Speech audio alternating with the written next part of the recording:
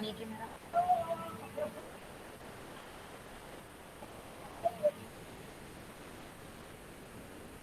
ठीक है। हमारा पीएचपी एंड मायस्कूल का थर्ड यूनिट चल रहा है। थर्ड यूनिट के फर्स्ट टॉपिक में हमारा है, सब में पहला हेडिंग क्रिएटिंग वेब एप्लीकेशन, यानी जो भी हम पढ़ेंगे टॉपिक वो रिलेटेड रहेगा वेब एप्लीकेशन से। अब कुछ कुछ टॉपिक ऐसे होंगे जो थोड़े बहुत आपको लगते होंगे कि वेब एप्लीकेशन से तो रिलेटेड नहीं है। वेब एप्लीकेशन क्या होता है, जिसमें वेब पेजेस बनते हैं हमारे, जिसमें हम क्या करते हैं, हमारा एक प्रोजेक्ट बनाते हैं, उसको ही बोला जाता है वेब पेज या वेब एप्लीकेशन, यानी एक एप्लीकेशन बनाना। समय पहला था हमारा क्रिएटिंग टेम्पलेट्स। मैंने बताया टेम्पलेट्स ऑलरेडी बने बनाए रहते हैं। आप लोगों को फाइनल ईयर में प्रोजेक्ट है, तो फाइनल ईयर में प्रोजेक्ट में आप बने बनाए टेम्पलेट यूज कर सकते हैं, पर आपको उसको हैंडल करना आना चाहिए। तो टेम्पलेट सब में ज्यादा समझने की जरूरत है आपको कि टेम्पलेट बनते कैसे है, उसको अलग अलग कैसे करते हैं, और पीएचपी में कभी एचटीएमएल के टेम्पलेट को पीएचपी में कैसे कन्वर्ट करते हैं, वो सब मैंने आप लोगों को बताया है। यानी बताया मीन्स आप लोगों को एक टेम्पलेट क्रिएट करके बताया है मैंने, तो वो आपको इजी जाएगा। नेक्स्ट मैंने आपको बताया एक्सटर्नल फाइल। एक्सटर्नल फाइल को ही हमने टेम्पलेट में यूज किया है, क्योंकि हमारी जो पीएचपी की एक्सटर्नल फाइल्स होती है, जो कॉमन फाइल होती है, उसको फंक्शन के थ्रू कैसे हमारे को इंक्लूड करना है, तो वो बताया है। पर एक्सटर्नल फाइल अलग से टॉपिक दिया है, तो उसके लिए दो मेथड मैंने बताया है इसमें आपको, ये टॉपिक में रिक्वायर्ड एंड आपको इंक्लूड मेथड। नेक्स्ट होता है हमारा यूजिंग कांस्टेंट। कांस्टेंट से मालूम है आपको, नाम से एकदम हाईलाइट हो रहा होगा, कांस्टेंट मीन्स फिक्स्ड वैल्यू। ठीक है। नेक्स्ट हमको पढ़ना है date and time. Date and time पढ़ने के बाद आपने already HTML form with PHP हमने पढ़ लिया है, पर फिर भी हमने एक वेबसाइट में, हमारा जो वेबसाइट हमने क्रिएटिंग टेम्पलेट किया है, उसमें मैंने एचटीएमएल फॉर्म ऑलरेडी बना के रखा है, उसको पीएचपी में कैसे हैंडल करना है वो हम आगे करेंगे। मेकिंग फॉर्म स्टिकली, ये भी हमने कर चुका है, वैलिडेशन लगाने का काम। पर वैलिडेशन अगर से हमारा ये टॉपिक ही है वेब एप्लीकेशन, तो हमारा इससे रिलेटेड ही है, तो आपको अगर से वैलिडेशन नहीं समझाऊंगा तो इससे और थोड़ा समझ में आ जाएगा। सेंडिंग ईमेल, ईमेल कैसे सेंड करना है आपको, ईमेल का आपने स्ट्रक्चर देखा है कि हमने ईमेल जिसको सेंड करना है वो डालते हैं हम उसका ईमेल एड्रेस, फिर हम सब्जेक्ट डालते हैं, फिर हमने टेक्स्ट मैसेज डालते हैं। तो वो पूरा का पूरा हमको कैसे तैयार करना है, पीएचपी में क्या कोडिंग रहती है मेल सेंड करने की, वो हम सीखेंगे इसमें। और फिर एचटीटीपी हेडर्स, यानी रीडायरेक्ट पेज कैसे करना है। हमने क्रिएटिंग में पॉइंट्स पढ़े थे, ये सब मैंने आपको प्रीवियस टॉपिक में ऑलरेडी पढ़ा दिया कि कैसे हम फोल्डर क्रिएट करते हैं, फिर कॉमन फोल्डर कैसे अलग करते हैं, और कॉमन फोल्डर को अपने मेन फाइल में कैसे इंक्लूड करते हैं फंक्शन के थ्रू। सीएसएस भी कुछ कुछ बताई है मैंने थोड़ी बहुत आपको, सीएसएस क्या होता है। और सीएसएस आप लोगों को देखना है तो आपको नेट में अवेलेबल है बहुत सारी सीएसएस। आप क्योंकि एक दिन में कोई सीएसएस सीखता नहीं है, और ना एक दिन में कोई कोडिंग सीखता है, तो जो भी है बेसिक आपको हमने यहाँ पे पढ़ाया है, पर बेसिक से आपको इम्प्लीमेंट करना है, आपका स्ट्रॉन्ग करना है, अगर से डेवलपमेंट में किसी को इंटरेस्टेड है कोई तो। ठीक है। ये हमारा फुल पेज होता है, जिसमें हमने क्या किया, जो कॉमन हेडर एंड फुटर है उसको लगा दिया, और हमने बीच का कंटेंट लगा दिया, तो हमारा आउटपुट ऐसा आया। तो हमारा जो कॉमन फाइल रहता है उसको हम अलग अलग कर देते हैं, और जो हमारा बीच का पोर्शन रहता है बस उसकी कोडिंग बार बार करते हैं। तो हमारा जो कॉमन फाइल है उसको इंक्लूड करने के लिए मैंने इंक्लूड फंक्शन का यूज किया था, जिसको बोलते हैं एक्सटर्नल फंक्शनैलिटी, एक्सटर्नल फाइल। फिर एक्सटर्नल फंक्शनैलिटी में मैंने गो बैक भी पढ़ाया, पार्ट 2 में पढ़ाया। ये पार्ट 2 वहाँ पे लिख के दिया है, टेम्पलेट, सिंपल टेम्पलेट में, क्रिएटिंग टेम्पलेट में पार्ट 2 है, जिसमें आपको गो बैक एक बटन बनाया है, जिसमें हमने वैलिडेशन का एक फंक्शन यूज किया है, गो बैक। फिर नेक्स्ट मैंने उसको बताया है कि कैसे हमको अपलोड करना है। अपलोड करने के लिए मैंने सिंपल सा सॉफ्टवेयर बताया, फाइलजिला। फाइलजिला के अलावा भी आप लोगों को बहुत सारे सॉफ्टवेयर मिलेंगे जिससे आप अपनी फाइल को टेस्ट कर सकते हैं। पर आपको टेस्ट करने के लिए ऑनलाइन में आपको ब्राउजर पे जगह लेना पड़ता है, प्लेस लेना पड़ता है, जिसमें आपको उसको बोला जाता है होस्टिंग, डोमेन नेम। डोमेन लेना जरूरी है, उससे ही आपकी जो है ऑनलाइन टेस्टिंग होती है। तो ऑनलाइन टेस्टिंग अगर से आपको करना है तो फेक वाला भी आप होस्टिंग कर सकते हैं, जिसको आपको फ्री में होस्टिंग नेम मिलता है, जिसमें आप वेबसाइट को अपलोड कर सकते हैं। उसका भी मैंने यूआरएल यहाँ पे बताया है कि वेब होस्ट करके 00 वेब होस्ट करके वेबसाइट है, जिसमें हम अपनी प्लेस ले सकते हैं फ्री वाली। और फिर मैंने बताया था कैसे अपलोड करते हैं, public.html फोल्डर में जाके हमारे सिलेक्ट वाली फोल्डर को अपलोड करते हैं, सिलेक्ट वाली फाइल जो सिलेक्टेड फाइल रहती है उसको अपलोड करते हैं। इसमें 2 सेक्शन के बारे में बताया था कि फाइलज़िला में 2 सेक्शन होते हैं, एक होता है हमारा लोकल मशीन का सेक्शन और दूसरा होता है वेबसाइट जहाँ पे हम लोग को ऑनलाइन करना है वो सेक्शन। नेक्स्ट मैंने पढ़ाया था एक्सटर्नल फाइल, जिसमें मैंने इंक्लूड एंड रिक्वायर्ड फंक्शन पढ़ाया था। इंक्लूड फंक्शन और रिक्वायर्ड फंक्शन जो है दोनों ही इंक्लूड करने का काम करते हैं फाइल को यानी अपने पेज को, पर हमारा रिक्वायर्ड फंक्शन क्या करता है, अगर से उसको कुछ भी मिसिंग मिला तो वो स्टॉप कर देता है हमारी स्क्रिप्ट को, पर इंक्लूड फंक्शन स्टॉप नहीं करता है, एरर शो करता है, पर हमारी स्क्रिप्ट जो है कंटिन्यू परफॉर्म होते रहती है यानी कंटिन्यू रन होती है। तो बस यही सब में मेन डिफरेंट है रिक्वायर्ड एंड इंक्लूड फंक्शन में। ये भी मैंने आपको प्रीवियस टॉपिक में पढ़ा दिया है। आज आपका हमारा टॉपिक है यूजिंग कांस्टेंट, यानी कांस्टेंट क्या होता है, कांस्टेंट को कैसे यूज करते हैं, उसका सिंटेक्स क्या है, उसके एग्जाम्पल कैसे बनेंगे।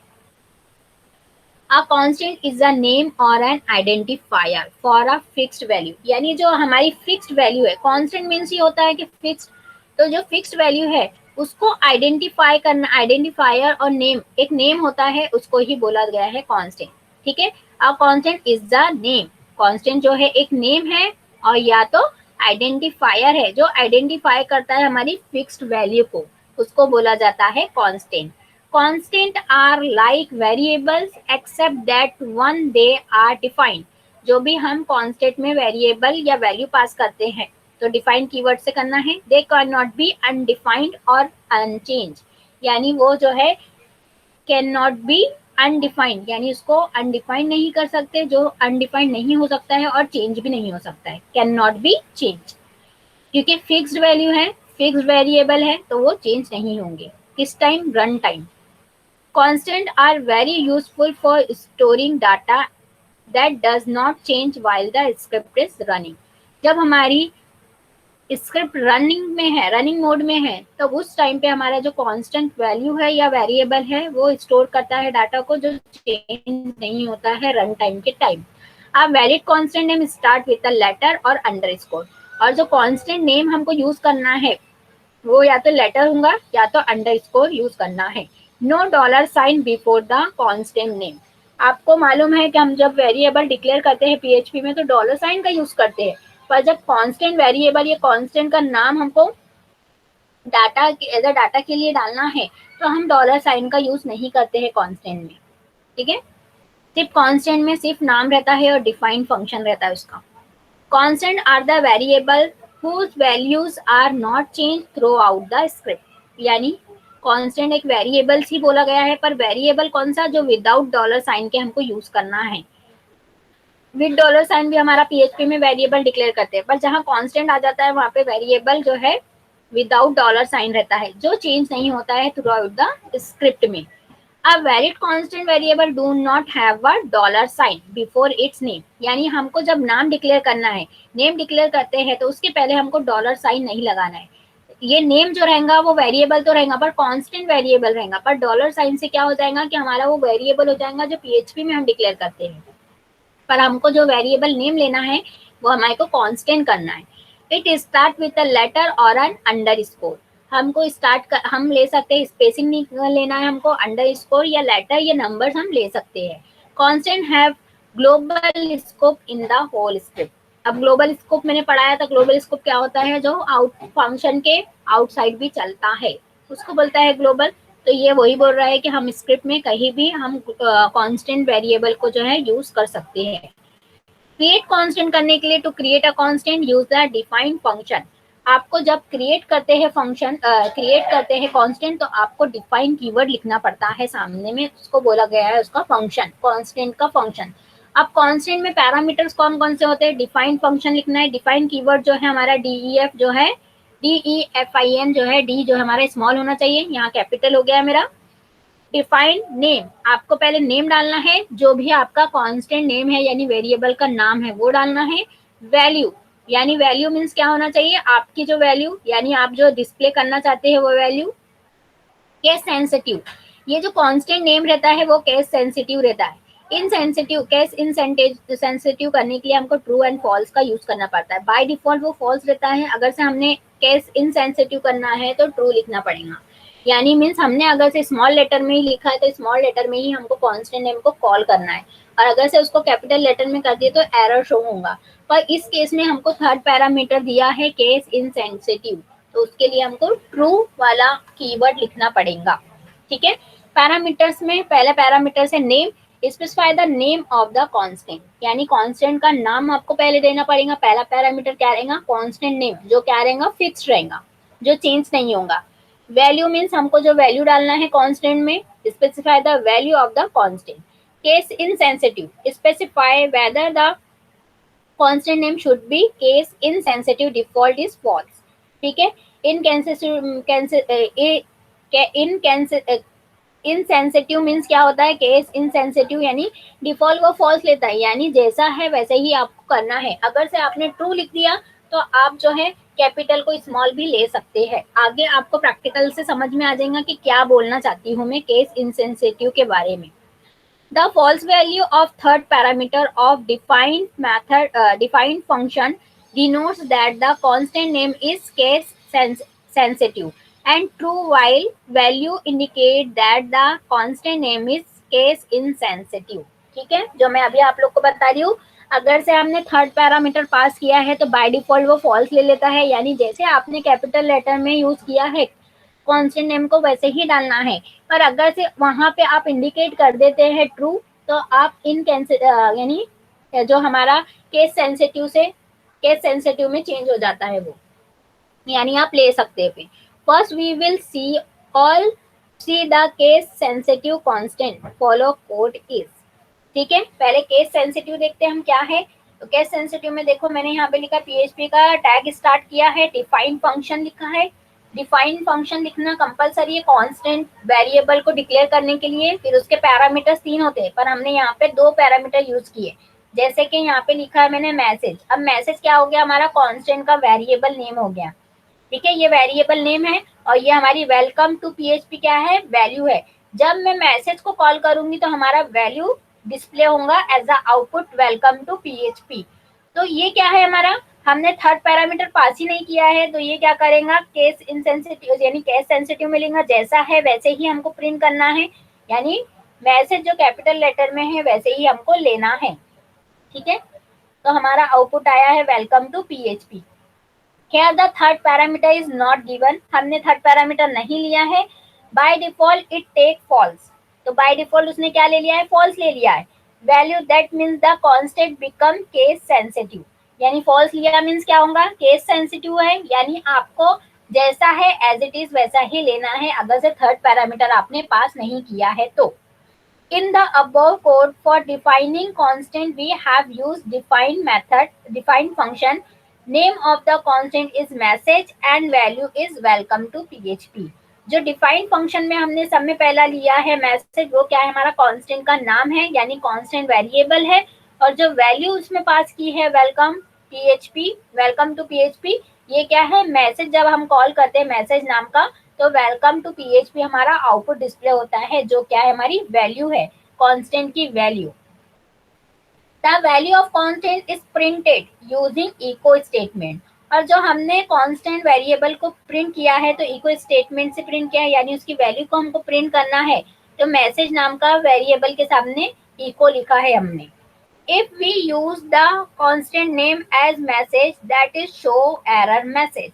अगर से इन केस आप जो स्मॉल लेटर में, जो कैपिटल लेटर में आपने पूरा दिया है मैसेज, उसको अब हम स्मॉल लेटर में लेते हैं तो क्या हो जाएगा, एरर शो होगा। It will give error as our constant is case sensitive. Echo statement should have message in upper case letter, तो आपको क्या देगा, वो अपर केस लेटर वाला मैसेज शो करेगा। तो यहाँ पे देखो डिफाइन लिखा है, मैसेज लिखा है, वेलकम टू पीएचपी। तो ये क्या कर रहा है, यहाँ पे मैंने थर्ड वेरिएबल पास ही नहीं किया है, यानी थर्ड पैरामीटर पास नहीं किया डिफाइन का, मैंने बस 2 पैरामीटर पास किया। एक है हमारा वेरिएबल का नाम जिसमें हमने कैपिटल लेटर में मैसेज लिखा है, और एक होता है वैल्यू। तो ये क्या करेगा, फॉल्स वैल्यू लिखेगा, बाय डिफॉल्ट फॉल्स लेगा, यानी केस सेंसिटिव लेगा। अब यानी हमने क्या किया, इको तो लिखा, पर हमने मैसेज जो कैपिटल लेटर में था उसको क्या कर दिया, स्मॉल लेटर में कर दिया।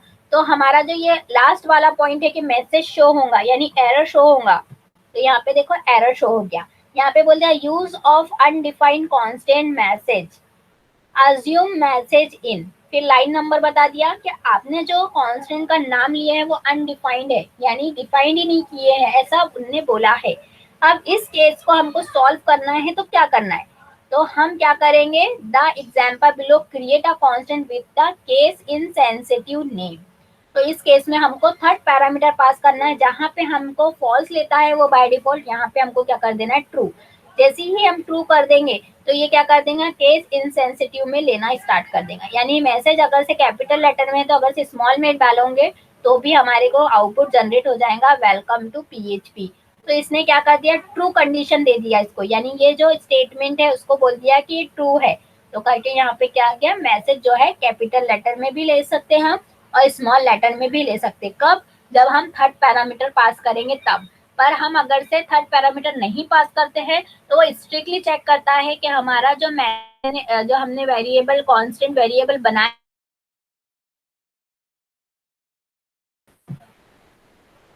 Different between constant and variables are. अब इसमें डिफरेंट क्या है कांस्टेंट और वेरिएबल का, वेरिएबल और कांस्टेंट का डिफरेंट हमारे को पहले मैंने बता चुकी हूँ, पर फिर भी हम यहाँ देख लेंगे थ्योरी में।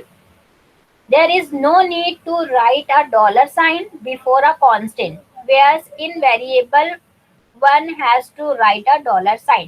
ये पहले ही बता दिया है कि कांस्टेंट नेम जो है डॉलर साइन से स्टार्ट नहीं होगा, ये सब में बड़ा डिफरेंट है उसमें, क्योंकि जब हम डॉलर साइन स्टार्ट करेंगे तो वेरिएबल जो है क्या होता है, वेरिएबल नेम और वेरिएबल जो है हमारा चेंज हो सकता है, पर कांस्टेंट जो है फिक्स रहती है उसकी वैल्यू।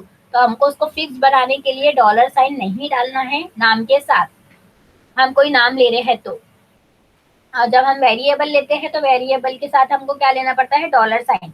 पहला हमारा ये है इसका डिफरेंट। फिर second, constant can not be defined by simple assignment, they may only be defined using the defined function. आप जो भी कांस्टेंट को डिफाइन करना चाहते हैं या कांस्टेंट के आर्ग्यूमेंट पास करेंगे तो उसके पहले हमको फंक्शन का नाम लिखना पड़ेगा, डिफाइन नाम का फंक्शन, तभी हमारा जो है कांस्टेंट डिफाइन होगा। अगर से हम डिफाइन फंक्शन नहीं लिखते हैं तो वो हमारा कांस्टेंट नहीं कहलाएगा, ठीक है। वो सिंपली सी चीज कहलाएंगी जो हमारा वेरिएबल भी कहला सकता है या हमारा कोई स्टेटमेंट कहला सकता है। Constant may be defined and accessed anywhere without regard to variable scoping rules। Constant जो है डिफाइंड और एक्सेस कर सकते हैं हम कहीं भी। Once the constant have been set, may not be redefined or undefined। एक बार हमने कांस्टेंट सेट कर दिए तो उसको रीडिफाइन यानी डबल से डिफाइन नहीं करना है और अनडिफाइन भी नहीं कर सकते, यानी हमारा जो फिक्स्ड वैल्यू है, फिक्स्ड जो वेरिएबल का नाम है वही रहेगा, उसकी फिक्स्ड वैल्यू रहेंगी जो हमारी रन टाइम स्क्रिप्ट में चेंज नहीं होंगी, ठीक है। अब इसको हम प्रैक्टिकली एग्जीक्यूट करके देख लेते हैं ये टॉपिक को हमारे। सबसे पहले आपको क्या करना है, वैम्प ऑन करना है। वैम्प ऑन करने के बाद आपका टेक्स्ट एडिटर ऑन करना है, नोटपैड या ड्रीम वीवर जो भी आपको लगता है। सब हमारे नोटपैड प्लस, ड्रीम वीवर के अलग अलग वर्जन, तो ये सब हमारे एडिटर है। और वैम सर्वर जो है हम पीएचपी की स्क्रिप्ट रन करा रहे हैं इसमें। वैम सर्वर के अलावा भी एग्जाम सर्वर है जिसमें हम पीएचपी की स्क्रिप्ट रन करा सकते हैं। जब तक का हमारा डब्लू जो है ग्रीन नहीं हो जाता है तो इसका मीनिंग ये है कि हमारा सर्वर जो है ऑन नहीं है। तो ऑन होते होते उसको टाइम लगता है, पहले रेड रहता है, फिर ऑरेंज होता है, ऑरेंज के बाद लास्ट में ग्रीन होता है, ठीक है। तो तब तक का हमारी कोडिंग कर लेंगे हम। यहाँ पे नोटपैड निकालेंगे, नोटपैड निकालने के बाद यहाँ पे हम लिखेंगे पहला कोड। पहले कोड में हम केस सेंसिटिव देखेंगे, यानी फॉल्स वाली वैल्यू देखेंगे, फॉल्स कंडीशन देखेंगे जिसमें थर्ड पैरामीटर हमको पास नहीं करना है। यहाँ पे पीएचपी की स्क्रिप्ट लिखूंगी मैं स्टार्ट करने के लिए, पीएचपी का tag, starting tag, ending tag. Ending tag के बाद यहाँ पे इको स्टेटमेंट, मेरे को एक हेडिंग देना है पहले, हरदम आप हेडिंग दोगे तो ज्यादा बेटर रहेगा। हमने हेडिंग लिया H3 में, ठीक है। सेमी कॉलन, ये है HTML का टैग करके हमारे को इको टैग में इसको यूज करना है, तो इको के साथ double quote and semi colon लगाना कंपलसरी है। यहाँ पे हमारा क्या चल रहा है, यूजिंग कांस्टेंट, हमारा टॉपिक है यूजिंग कांस्टेंट, ठीक है। अब यहाँ पे क्या करना है हमारे को, सब में पहला है फर्स्ट फर्स्ट हमको क्या करना है, DEFINE, डिफाइन। डिफाइन के बाद हमको यहाँ पे डिफाइन करना है एक वेरिएबल। पहले वेरिएबल ले रही हूँ, वेरिएबल का नाम कुछ भी रह सकता है हमारा, जरूरी नहीं है बहुत बड़ा रहना है या बहुत छोटा रहना है।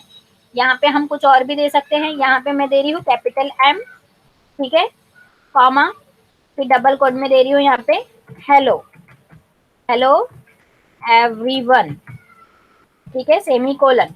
फिर मैं इको स्टेटमेंट से क्या करूंगी, प्रिंट करूंगी। किसको प्रिंट करना है, कांस्टेंट की वैल्यू को प्रिंट करना है। तो कांस्टेंट की वैल्यू को प्रिंट करने के लिए हमको कांस्टेंट का नाम, कांस्टेंट वेरिएबल का नाम इको के साथ लिखना है, एम, कैपिटल एम ही लिखा मैंने, सेमी कोलन लगाया।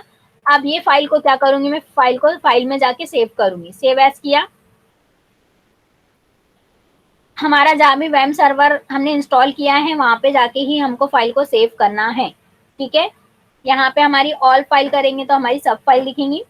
यहाँ पे हमारे को नाम देना है फाइल का, फाइल का नाम मैं दे देती हूँ constant.php, यानी const डॉट php। सेव किया मैंने। सेव करने के बाद अब मेरे को वेब सर्वर ऑन करना है, सॉरी,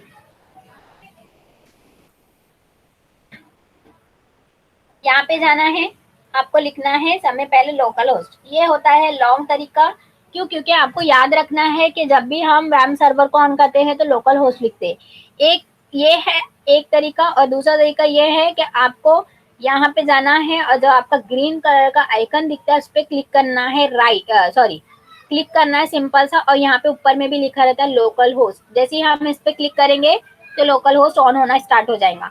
तो हम ऐसा दो तरीके से कर सकते हैं। एक तो ब्राउजर पे जाके डायरेक्टली यूआरएल पे लोकल होस्ट लिखते हैं, ये लिखना ज्यादा जरूरी है क्योंकि हमको क्या होता है बार बार लिखने से याद हो जाता है। और ये शॉर्टकट तरीका है कि यहाँ पे जाओ, वेब सर्वर के आइकॉन पे क्लिक करो और लोकल होस्ट पे क्लिक कर दो तो वेब सर्वर ऑन हो जाता है, ठीक है। ये शॉर्ट है पर ये लॉन्ग है। ये लॉन्ग क्यों है, क्योंकि हमको याद करने के लिए। वैसे तो हम ये शॉर्ट तरीका भी अपना सकते हैं। अब हमारे यूआर प्रोजेक्ट में पूरा प्रोजेक्ट दिखते हैं, जितने भी मैंने प्रोजेक्ट बनाया जिसमें हमको लेना है बीसीसीए फोल्डर, बीसीसीए नाम का। और हरदम याद रखना है डायरेक्टली पीएचपी में फाइल सेव नहीं होती है, हमको फोल्डर से ही फाइल सेव करना है। यानी पहले हमको बैकएंड में जाके जहाँ पे इंस्टॉल किए हैं वेब सर्वर, वहां पे जाके www में जाके एक फोल्डर बनाना है और वही फोल्डर में हमारी पूरी की पूरी फाइल जाएंगी जो हमारी यहाँ पे फोल्डर दिखेंगे, ठीक है। डायरेक्टली फाइल आप अगर से डालोगे इसमें तो वो नहीं दिखेगा। जैसे ही डालते हैं रूट डायरेक्टरी ओपन होती है। हम रूट डायरेक्टरी क्यों लेते हैं, क्योंकि हमारे को पूरी फाइल देखना है।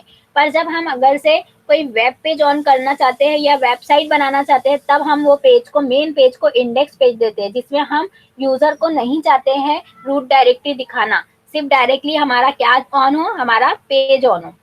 तो यहाँ पे मेरा ये फाइल है const.php, ये ऑन करूंगी तो देखो मेरा आ गया। थोड़ा सा बड़ा कर देती हूँ मैं जूम, ठीक है। यहाँ पे पहले हेडिंग, ये है मेरा कोड। पहले मैंने PHP का टैग ली जिसमें इक्वली H3 में लिया मैंने यूजिंग कांस्टेंट, तो यहाँ पे कांस्टेंट आ गया लिखकर। फिर मैंने डिफाइन फंक्शन यूज किया। कांस्टेंट का फंक्शन है डिफाइन, जिसको हम डिफाइन करते समय यूज करते हैं, यानी हमारे को फंक्शन कांस्टेंट यूज करना है तो डिफाइन फंक्शन हमें पहले यूज करना है। यूज करने के बाद हमने डाला है कैपिटल M, कैपिटल M के बाद डाला है हेलो एवरीवन। कैपिटल M जो है हमारा क्या है, वेरिएबल, कांस्टेंट वेरिएबल है। और ये जो होता है हमारा क्या होता है, वैल्यू होता है। तो हमने क्या दो पैरामीटर यूज करे, थर्ड पैरामीटर यूज नहीं करा है, केस सेंसिटिव वाला। तो ये क्या करेगा, ट्रू फॉल्स कंडीशन लेगा। यानी जैसे हमने कांस्टेंट नेम का कैपिटल M डाला है वैसे ही हमको इको स्टेटमेंट में भी M डालना है, तो हमारा आउटपुट आएगा हेलो एवरीवन। अगर से मैं यहाँ पे स्मॉल m ले लेती हूँ और इसको सेव करती हूँ तो मेरा क्या आना चाहिए, एरर आना चाहिए, ठीक है। ये देखो इतना बड़ा एरर आ गया, और एरर में क्या बोल रहा है, यूज ऑफ अनडिफाइंड कांस्टेंट, यानी उसने बोला है कि ये डिफाइन ही नहीं किया है आपने और आप उसको यूज कर रहे हैं, ठीक है। और m लिख कर आ रहा है हमारा, क्योंकि कोई स्टेटमेंट क्या करता है, प्रिंट करता है स्टेटमेंट को, तो m डायरेक्टली लिख कर आ जा रहा है। तो ये क्या हो गया है, ये याद रखना है आपको, ये केस सेंसिटिव है। जैसे ही हमने डाला है वैसे ही हमको आउटपुट लेना है। जब हम अगर से थर्ड पैरामीटर यूज नहीं करते हैं तो बाय डिफॉल्ट वो क्या लेता है, फॉल्स लेता है। पर इसको अगर से मैं यहाँ पे ट्रू दे देती हूँ तो क्या करेगा वो, ट्रू देने पर क्या करेगा वो, केस इनसेंसिटिव लेना स्टार्ट कर देगा, यानी जो एम है उसको एज अ एम डिक्लेयर कर देगा वो ट्रू करने से। ट्रू स्टेटमेंट से क्या हो जाता है, वो सोचता है कि ये ट्रू हो गया, तो करके यहाँ पे स्टेटमेंट जो है प्रिंट हो जाती है। ये थर्ड पैरामीटर यूज करा हमने ट्रू। तो देखो आ गया हेलो एवरीवन। तो ये याद रखना है, अगर से मैं केस सेंसिटिव नहीं लगाती हूँ यहाँ, या इन केस हमको लगता है कि हम गड़बड़ कर सकते हैं, तो पहले ही थर्ड पैरामीटर पास करना है आपको ट्रू। अगर से हमने फर्स्ट थर्ड पैरामीटर नहीं यूज किया तो बाय डिफॉल्ट वो क्या लेगा, फॉल्स। और इन केस अगर से हमने भूल में भी अगर से केस सेंसिटिव नहीं डाला तो हमारा क्या होगा, एरर शो होगा। तो इसलिए थर्ड पैरामीटर जब काम करता है, अगर से मैं यहाँ फॉल्स डाल देती हूँ तो ऑलरेडी बाय डिफॉल्ट तो फॉल्स लेता ही है, और मैं फॉल्स डाल दे रही हूँ यहाँ पे, तो क्या होगा, तो देखो एरर आ जाएगा। तो बाय डिफॉल्ट का मीनिंग क्या है, बाय डिफॉल्ट अगर से थर्ड पैरामीटर नहीं पास करते हैं तो बाय डिफॉल्ट वो फॉल्स लेता है।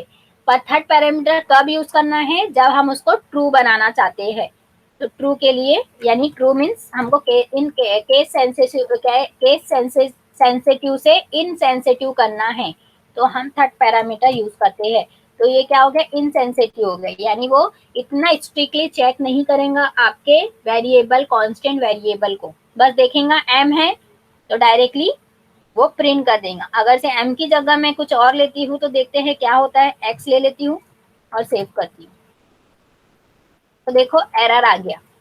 ठीक है, तो इसका मीनिंग क्या है कि जरूरी नहीं है कि केस ट्रू लगा दिया तो केस इनसेंसिटिव तो बन गया, पर वो ये ध्यान रखेगा कि एम होना ही चाहिए, चाहे वो कैपिटल है या स्मॉल है। अगर से मैं यहाँ पे एम डिक्लेयर कर रही हूँ, यहाँ पे एक्स कॉल कर रही हूँ, तब भी मुझे एरर शो करेगा, तब भी मेरा थर्ड पैरामीटर काम नहीं करेगा। थर्ड पैरामीटर कब काम करेगा, जब वो ये चेक नहीं करेगा कि कैपिटल लेटर में है या स्मॉल लेटर में है वेरिएबल का नाम, पर वो ये चेक जरूर करेगा कि दोनों नाम मैच होना चाहिए, दोनों नाम डिफरेंट नहीं होना चाहिए। कॉल करने वाला नाम और डिफाइन करने वाला नाम जो है वेरिएबल का नाम डिफरेंट नहीं होना चाहिए, दोनों सेम होना चाहिए। ठीक है, करके मैंने यहाँ पे एक्स भी करके बताया है। तो ट्रू का ये मीनिंग नहीं है कि आप कोई भी वेरिएबल कभी भी कॉल कर सकते हो, बस आपका ट्रू का मीनिंग ये है कि जो एम जो कैपिटल लेटर में है वो स्मॉल लेटर में भी कॉल कर दोगे, तब वो देख लेगा कि एम है, बस उसको सेटिस्फाइड हो गया और उसने आउटपुट डिस्प्ले कर दिया।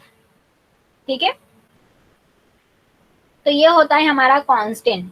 तो कांस्टेंट में मैंने आप लोगों को true condition, false condition, change करके भी बता दिया वेरिएबल का नाम, ये सब हमारे कांस्टेंट में जो केस सेंसिटिव रहता है, इनसेंसिटिव भी कर सकते हैं। ठीक है, ये था आज का हमारा टॉपिक। आई होप आप लोगों को समझ गया होगा। Thank you.